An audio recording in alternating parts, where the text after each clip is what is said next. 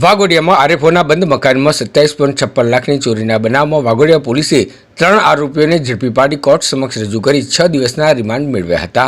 વાઘોડિયામાં રહેતા નિવૃત્ત આરએફઓ જીતેન્દ્ર કુમાર કાશીવાલાના પાડોશી રાકેશ ચૌહાણ વચ્ચે દુકાનને લઈને વિવાદ ચાલતો હતો। આ દુકાનના વિવાદને લઈ રાકેશ ચૌહાણ છેલ્લા 1 માસથી આરએફઓના ત્યાં ચોરી કરવા અલગ અલગ માણસોને ટીપ આપતો હતો।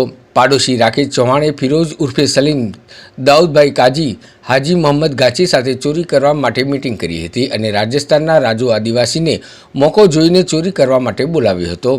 બાદમાં આરએફઓના બંધ મકાનને નિશાન બનાવી મોડી રાત્રે દરવાજાનું તાળું તોડી ચોરીને અંજામ આપ્યો હતો। મકાનમાંથી 345 ગ્રામ સોના ચાંદીના દાગીના મળી 27,56,000ની ચોરી થઈ હતી।